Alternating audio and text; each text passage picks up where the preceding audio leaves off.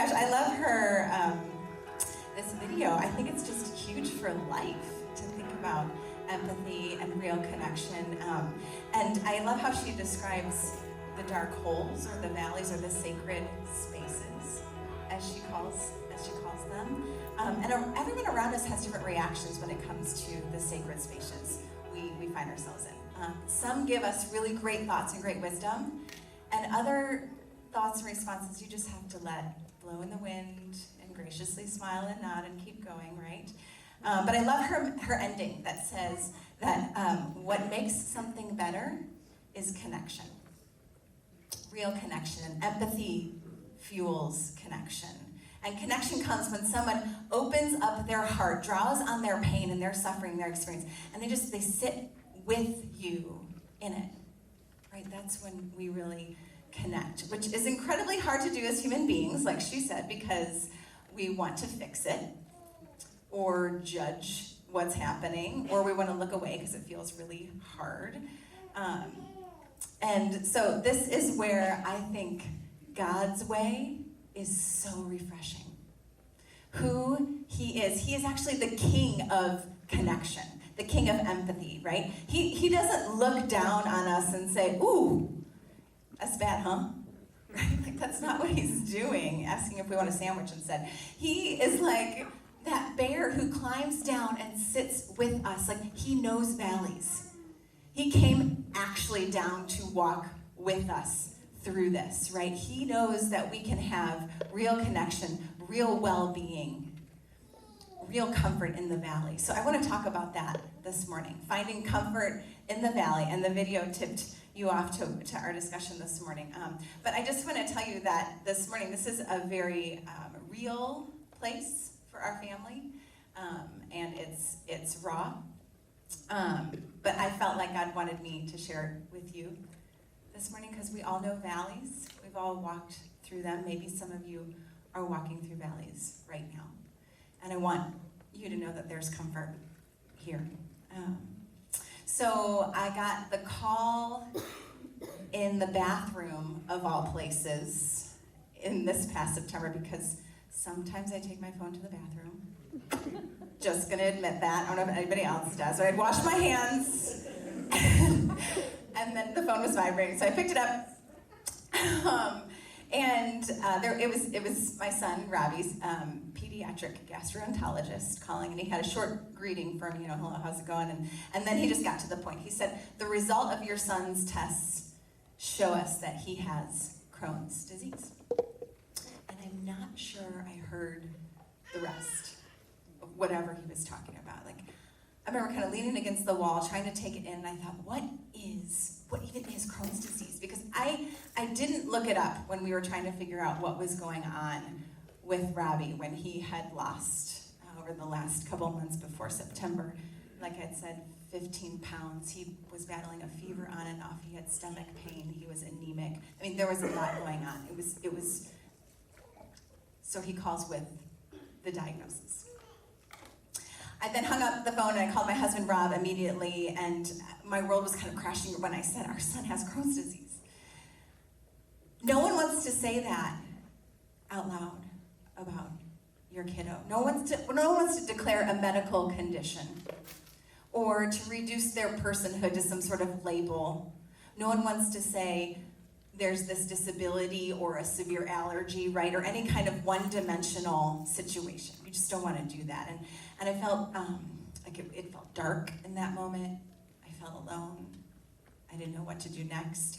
And I remember the doctor, one of the things I remember him saying to me on the phone in the bathroom, he has this thick Indian accent. He's amazing. And he said, do not Google it. I was thinking, are you serious right now? Do you know who I am? Like, I'm a mama bear. I'm Googling it right now. Like, I am figuring it out. Don't Google. He's like, wait till I send you pamphlets. What? No, I am like checking it out. Because he said, you're going to see something. Who knows what you're going to find on Google, right? When I Googled it, it felt like, all right, we are really entering a valley here. Because we don't know where we're going. It feels dark. What's happening? And for about 3 days straight afterward, Robbie's heard all of this before. He's here this morning listening. But I just kind of cried in between everything. because it's just not the story you would have written for your son and for his behalf. And I thought, what does this even mean? So I rolled around in the grief process for a while, right? Denial, anger, bargaining, depression, acceptance, just kind of rolling around it. And it wasn't like a clean ride. I felt like I was sort of swinging like a monkey from thing to thing, like anger, then bargaining, then depression, like turns out no one has it together in the valley. Right? You look like a hot mess, you feel like it's all there, right? What I knew to be normal completely unraveled in a phone call. And maybe you've been there. One conversation, one email, one moment, and just whoosh, everything shifts. Through the fall, our family's schedule was taken captive by appointments and scans and blood work and paperwork and research and reading and food prep and helplessness.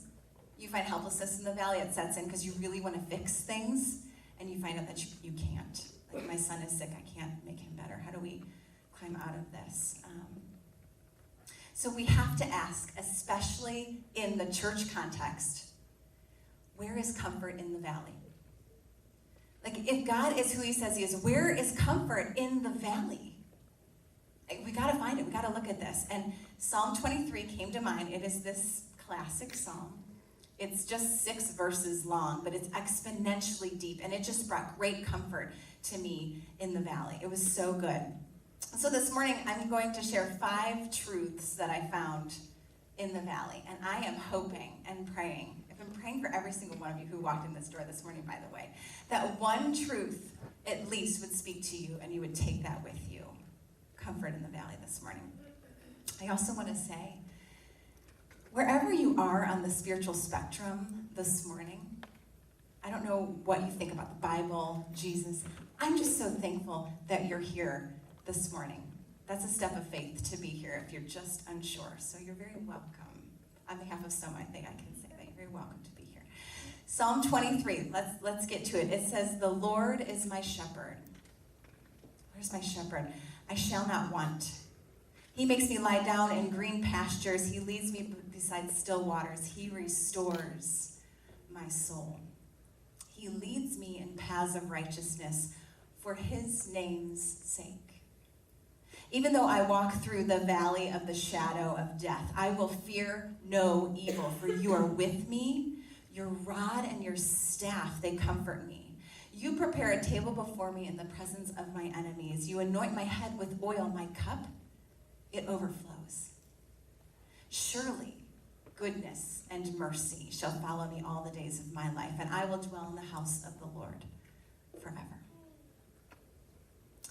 I think we love talking about that first part of Psalm 23, like the green pastures and quiet waters part. Like, that's like, if life was a buffet, I would pile my plate high with like green pastures, still waters, hard pass on the dark shadow valley. Thank you very much. Let's keep going. Thank you. Right? But friends, the bigger principle here when you look at Psalm 23 is that no matter what terrain you find yourself, he's going to shepherd you there. Valleys, green pastures, darkness, light. God is our shepherd, our caretaker. He's got us. There's not one minute, I love the song this morning, there's not one minute where he hasn't left us, even in the valley. And 4 words in verse 4, they drive a stake into the ground for me. You are with me. So the first truth we can hang on to is that we don't suffer alone. It's the first thing, because God is with us. We're not abandoned in the valley. We're not left for dead in the valley. He is with us. And this is a psalm that David wrote when he was fleeing for his very life. And he was dodging his enemies. His life was in the balance. And I've just noticed one consistent thing with men and women in the Bible. If they go through hard places, but they come out still trusting in God, they believed one thing. They knew God was with them. They hung on to that. Moses, when he was asked to approach Pharaoh and to say hard things to Pharaoh, who ran the place, God said to him, "You can do this. I will be with you." Or Joshua, looking at this new territory, and God says, "Go ahead. It's yours. Take it over." He's like, "That place looks crazy. I don't know." God says, be strong, courageous. You know what? I will be with you. Right? Joseph, left for dead, jailed for 2 years, forgotten for many years after that. He looks back at the path and he says, you know what? God was with me.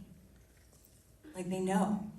My dear friend Kelly, this is not a biblical, she's not in the Bible. My dear friend Kelly, she had an infant and a 2-year-old, and she lost her husband, was widowed.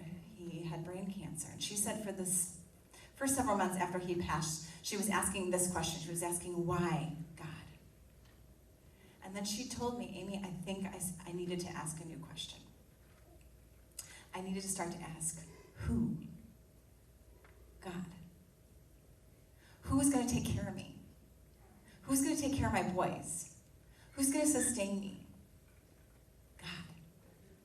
And friends, this is over 13 years ago, and I've watched God for 13 years take care of her because he has been with her. Those boys are well loved. She has everything she needs. I think the thing, too, about not being alone in the valley is it's not as though we have a God who doesn't know suffering. We have a fellow sufferer with us in the valley. He went through dark times. He was abandoned, rejected. I mean, he sweat blood. He knows suffering. I also love that the NCV translation of that first verse, God is my shepherd, says, I have everything I need. God is my shepherd. I have everything I need. Such a sweet translation. We also have this peek behind the curtain as to why. Why would we be going through a path like this? Verse 3 says, for his name's sake. Man, for him, for his glory, right? That somehow this hard path that you're walking through, somehow this way through the valley is to make his name known. I actually find great comfort in that I'm part of something much bigger than myself, something much bigger going on here, and I get to be a part of making God's name known somehow for his great name. It's comforting to me. And I just want to let you guys know this past fall, God did shepherd and lead our family through this season. It was sweet. We sat down with the doctor, who told me not to Google things, and he gave us his recommendation, his plan, and so we went with his first plan that he gave us for a treatment, and we went with it. But within the first couple, I was like, the first couple of, the short amount of time we were on it, we were like, this is not working. Like this plan is not working. It was one of many he gave us, but it was the first one he said to go with. And so my husband and I literally cried out to God those next few days, like, God, please lead us. We need you to shepherd us. What should we do? This isn't working. What's next? How do we do this? And he answered us and gave us a really good path. And within this new plan, it's the SCD diet. You can ask me more about it later. It's not the point, but it's been amazing. We saw God lead us and give us direction as to where to go.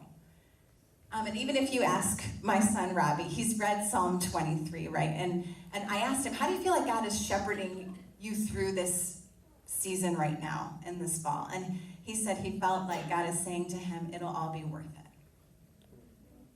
Right? I should just pass the mic to you. You want to preach this morning, buddy? No? Okay. That's the first one. We don't suffer alone. Second comforting truth out of Psalm 23 is that God protects and corrects us in the valley.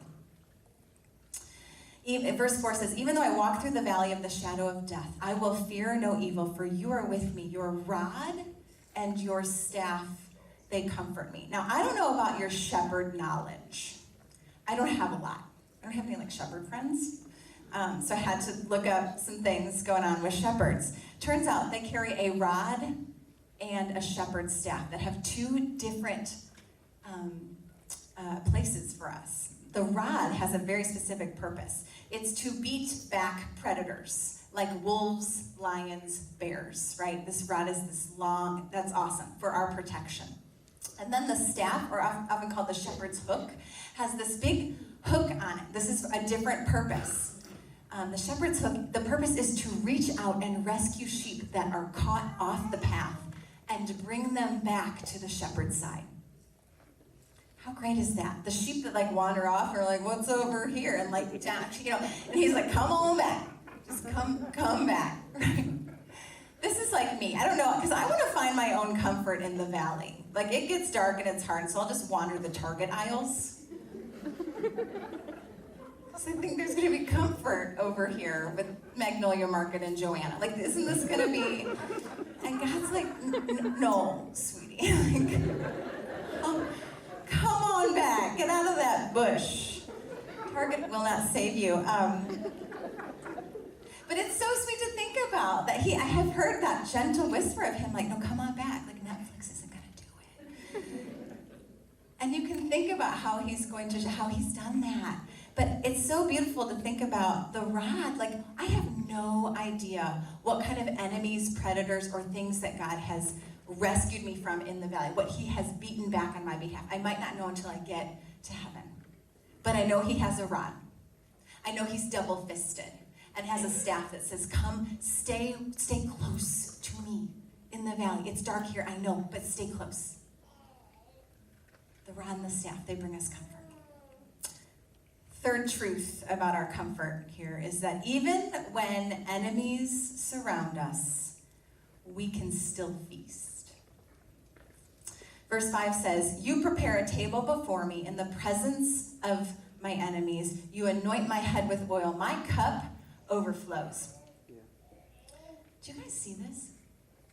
In the presence of our enemies, there is a table prepared. And so when we think about this verse here, you see a table that implies food. And you see a cup for that culture that was wine going on here. The context was when you're at a very hospitable environment, and maybe you have friends like this, when you're at their table, if your cup is running low, they'll come over and they'll top you off because they're saying, there's plenty for you here. Stay here. You are welcome here. Be here. Refilling your glass. You'll be taken care of here at my table. This is what God is saying. Feasts and full cups, fully in front of our enemy. He's providing that for us. Which seems crazy when David is talking about this. So you're telling me, like, I can feast even when my fears are still here, when there's suffering, when Crohn's disease is still here, when there's enemies, when there's lies? Yes, right? Because he's not talking about this grand party where your closest friends are celebrating with you. This is in the middle of, like, enemy territory. God is feasting. And so the gift of grace from God is that even though you're still surrounded by your enemies, you can feast. You can know God. He's preparing a table, even though they're still here. Because I think the tendency, maybe this is just me, the tendency is to believe, well, when the darkness subsides, then I'll feast. Right?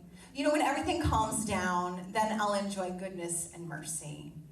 When I finally get that raise, when the test results show progress, when I get a new boss, when life is getting better, then I'll enjoy my place, right? We think we need to get out of this. But the gift is even better than that. God doesn't make us wait. He's saying, even in the valley, you can dine with me. You can feast here, even when it's bad.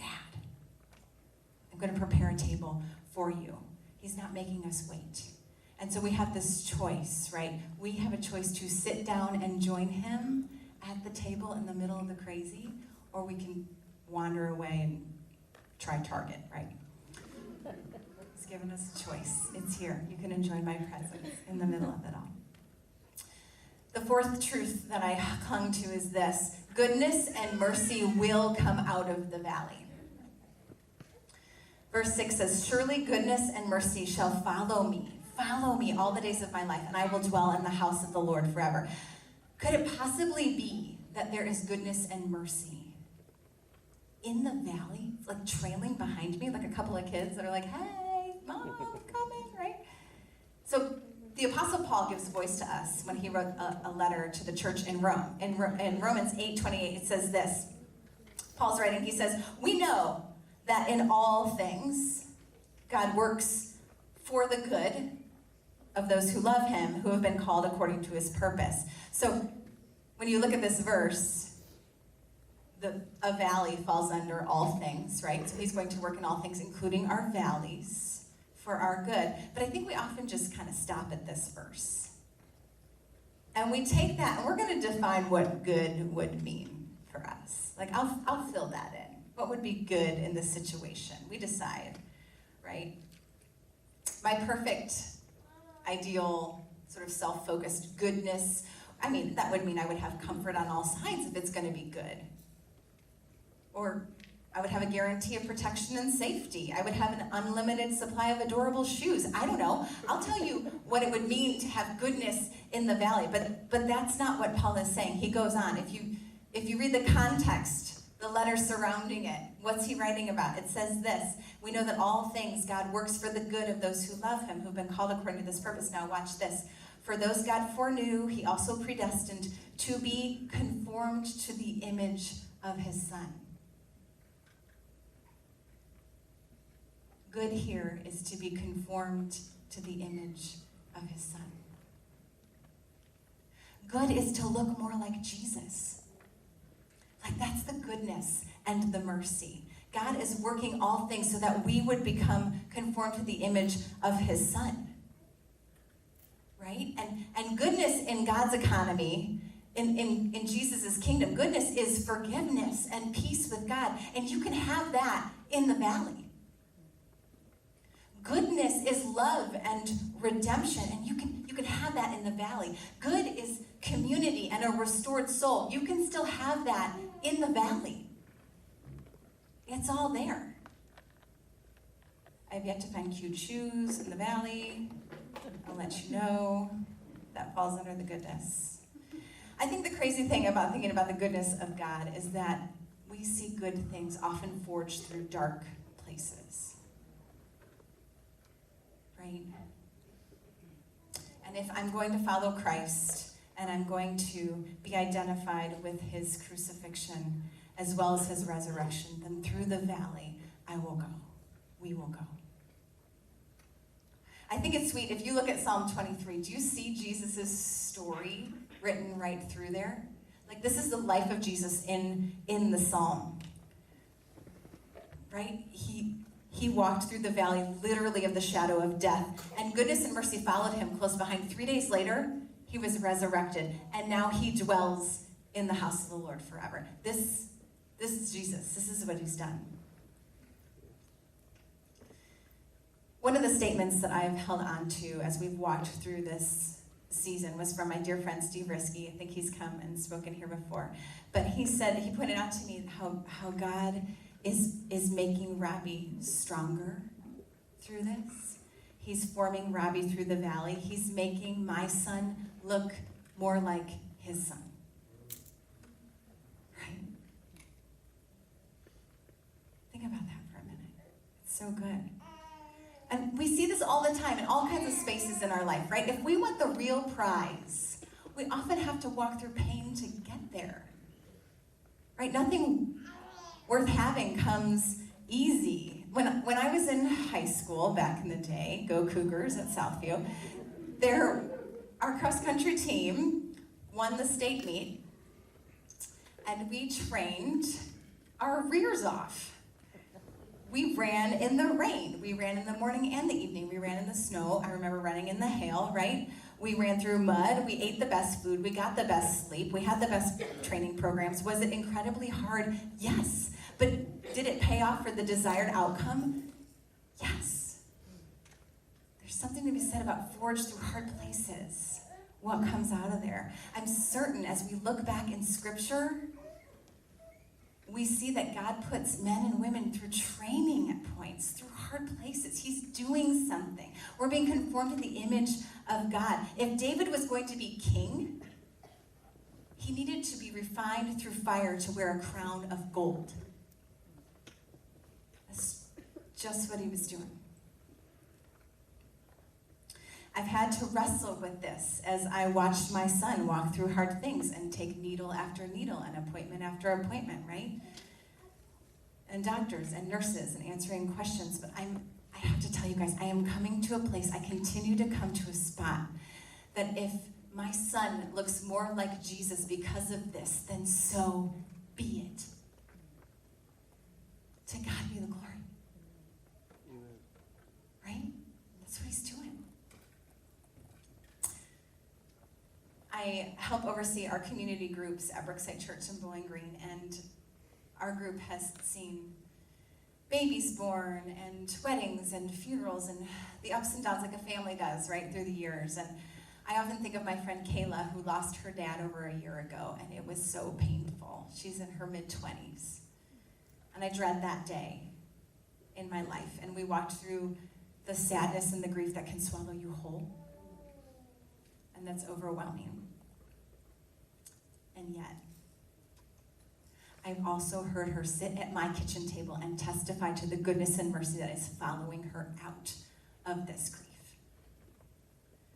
She has sat with other young women who have lost a parent, and she has given them hope. She is brave enough to look back on her story and underline, there's grace, oh, there's mercy, oh, there's goodness, and is giving that away because she trusts in her God. He has shepherded her through. The last comfort is this. This is number 5. No valley is forever. Thank God. Right? I'm not sure what this says about me, but I have a ton of close friends who are also licensed counselors. I think I need the help. It's fine. But one of my dear friends and counselors said to me, she said, Amy, no feeling or circumstance is permanent. Which is such good news to us who suffer, who walk through the hard things. And my friend Barb reinforces, she says, for now is not forever. For now. Because sunrises break through dark nights, right? Blooms come from buried seeds. Resurrections they come out of graves. That's just what God does. I want you guys to just look back and think about your life. You've walked through hard things. You're not there anymore, though. You're not there anymore.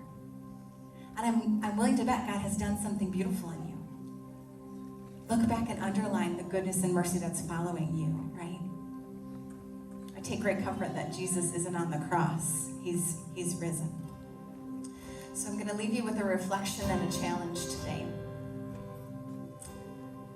Which of the 5 truths this morning speaks to you from Psalm 23? Share that one that spoke to you with somebody before you leave. If it's me, I'd love to be encouraged. Tell me which one. This one hit me. Take time to go back often and underline grace and mercy in your story. Goodness and mercy are following you, right? And then the last thing is, be a community and a family that practices connection and empathy with one another. Right? Practice saying, I don't even know what to say right now. I'm just so glad you told me. Don't at least each other. No fixing. Sit with them the way Jesus did with